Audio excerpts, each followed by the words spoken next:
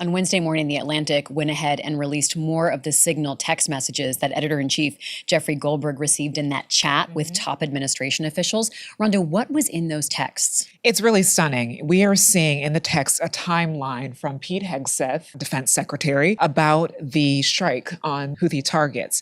One of the things that really stood out to me is, like I said, it's a timeline. He starts with saying team update to this small group chat. He gives a time. He's talking about the weather is favorable. He's confirmed with CENTCOM that there is a go for the mission. And then he just keeps talking about when the F-18s will launch, when the first strike package happens. I mean, it is a complete, detailed timeline of how they are going to do this military strike. And Goldberg's getting it in real time. Right, in real time.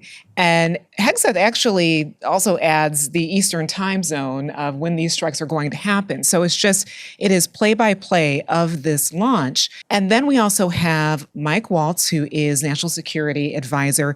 He later in the text confirms to Vice President J.D. Vance that a building had collapsed and that one of their targets, who was the, quote, top missile guy, had been ID'd and was now dead because he was in a building that collapsed. Visiting his girlfriend. Right, visiting his girlfriend. So these presumably is also dead. Right. So there was a lot of detail here. It is unmistakably a timeline of a war plan. There's a debate right now about whether this content is technically classified. Trump administration officials are claiming that it is not.